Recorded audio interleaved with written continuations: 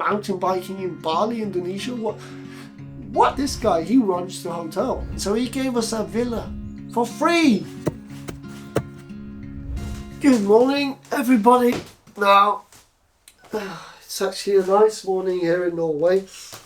We're going to talk about the process of writing a story. And I often like to take an example in stories that I have written myself. So, yeah, here they are. Here they are. I would like to talk about a mountain bike trip that I did to Indonesia. Now, how did I come across notes? In some stories, I have everything planned out, where I'm going to go, what, and how to do it, and so on. In other ones, but that's sort of just pre-planning. But when I go to do the story, where does it start for me in my brain? That's why this is a good example, because here there was no story. I had no idea that I was going to be doing this story when I went on holiday. What I did, I thought that I'm going to bring my camera and my lab. I don't know, you don't even need your laptop, but something to write, something to remember. I'm going to bring my brain and my camera in case something appears. And 3 days into the trip, I think, maybe it was the second day, this guy comes over to me because I was in a tank top, and he was saying, "Hey, where are you from?" "I'm from Norway." And he says, "Do you snus?" It's this tobacco thing that we shove under our lip instead of smoking. I'm like, "Yeah." "Do you..." "Amazing," he said, "high five." "Do you mountain bike?" I said, "Yeah." He said, "Amazing, high five. You want to go mountain biking tomorrow?" And I was like, "Yeah." I was there to surf. I was like, mountain biking in Bali, Indonesia? What? What is this? And then this guy, he runs the hotel. And he says, "You want to go mountain biking?" I was like, "Yeah, let's go mountain biking." We were there for a week. It's this cool, like, hippie vibe surf place. But really, you know, they had masseuses. It was a great place. And we went, and I said, I could really do a story on this. I'm a freelance journalist. I've got my equipment. And he was like, "You know what? I could shift the direction of my hotel to more mountain biking." Because he always evolved his business around his interests. That's why he did surfing. But now he got kids, 2 kids, some twins, and he's found out the surfing, it's so time consuming because the waves might be shit. You have to drive around to different spots. But mountain biking, you go to the trail and you bike it. No matter what, you know what you're going to get. So his passion for, you know, adventure and action and adrenaline, it shifted. So he shifted his business. That's exactly what I've done with my writing as well. I've shifted it from whatever, camping to motorbiking to here, mountain biking, whatever came my way. And this just went bam into my lap, which was also amazing because he said, "You want to live here and do this story? You can live here. You want a month? How? 6 weeks?" And it was the off season, so he gave us a villa with a pool and a gardener and people doing up our beds every day. My family, me, my wife, my little daughter, for free to write this story. I was like, this isn't even happening. This isn't real. This is insane. And those places, what was it, €1,000 a week to stay there? So like €6,000 just of cost of living. And we did use 7 days on the story, spread out over those 6 weeks. So yeah, that was crazy. And about the story process, where did I start the story? I started it with what I'm talking about now, because instead of starting about mountain biking in Indonesia, blah blah blah blah blah, editors and readers want to hear something different, something unique, and something surprising. So what I do, I observe. Basically, that's all I do. Some people have notes, writing, notebooks.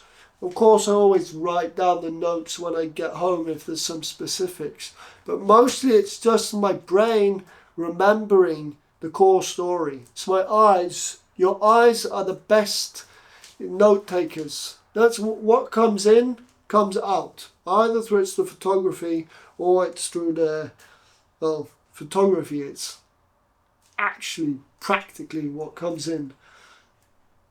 Literally, it's the light that comes in through the lens that comes out. So, but also with writing, what comes in through your two lenses? What are you seeing? What are you experiencing? What did he said? I like to do that in some of my freelance journalism. A bit dialogue heavy. Okay, some people are, oh, you're not writing a novel, but yeah, but who makes the rules? Like, I love real hardcore nitty gritty journalism. I can't remember the Tom Wolfe was really good at it with his Acid Dream, the Kool-Aid Kids or whatever it was called. How he went in this new style of journalism, just not only observing but being there in depth with the subject, with the audience over time. You had another misdirection or direction or whatever, Hunter S. Thompson with his gonzo journalism, which was like straight to the point, nitty gritty. Instead of thinking boring, normal, I went this, I saw that. It's like, I want the heart of the action, what actually happened, putting me in the driver's seat, because no one else can be me. And that's quite hard to replace by artificial intelligence as well, because there's a different level of uniqueness to it. So, that's absolutely a way to go. Sorry if I'm losing my sort of train of thought now. Yeah, what comes in, what I observe. So I just try to be there, be present in the moment, not like jotting down lines. If it's worth remembering, I'm going to remember it. And it's also what makes it unique. And if any of you know the name of this Tom Wolfe style of journalism, you probably do. A bunch of you, just write it down so everyone else can see and research it a bit. Because that I did. I Googled everything about it, Wikipedia, read some of their books, read some of their stories. Not all of it. Tom Wolfe had a horrendous book about this college setup, which was just awful, but his early stuff, his journalist stuff, was way better. Looking at that style, I know some of you know it, so just drop it and talk to ChatGPT about it. Actually, AI is good that way. I just talk stuff through, like, can you tell me everything there is to know? Okay, who are the greats in this genre? Which works of them should I read? Why should I read them? What defined their style? And I just talk stuff through, and then just like, these AI things, they're so great for just like, I don't know, like jet fueling knowledge into a field, into a subject. And that's what I recommend, that you look at different styles to form your own style. So and that's what I did. So that's my process. I don't take too many notes in the literal sense. I take them in my brain, and I try to make a more immersive experience of making people feel like they were actually there and saw what actually happened to me, and just painting the pictures and going story first. Again, like looking to novelists, like description. There's always too much description in all these magazines. I went there, I did that. No, tell me, make me feel what it was like to be there. make some funny references. So that's my process of taking it through to the writing. But also thinking from notes to finished story, who's it for? As I talked about earlier, I sold the same article to different magazines. This Camperman magazine in Norway and Sweden, but I never got to read that. They translated it.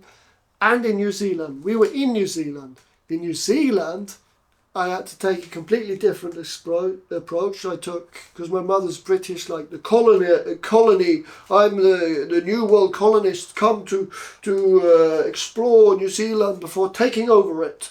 And the silver sterling, my darlings, I will impend this currency on you and everyone whom you consume your daily activities with. So I sort of, I went a bit for that style so that they knew what I was thinking for in the writing, but then back to normal as well, because, you know, reading a whole 5-6 page story with that kind of writing, it could be a bit taxing. But that was the approach to them. In Norway, it was more like travelling abroad to an exotic destination and with your kid. Yeah, we focused on the child, like travelling with children. Which then, this is a different point, recycled. I recycled later, travelling with children, taking a bit from all my travels with my children. New story, new magazine, new concept. And actually there you could, if you're not interested in doing the writing, because that's maybe not so creative, that's more like facts, 7 tips to travel with children. Just feed all your stories into AI and send, give me a new story with the best of these fragments, 7 tips, this is my style, shoot.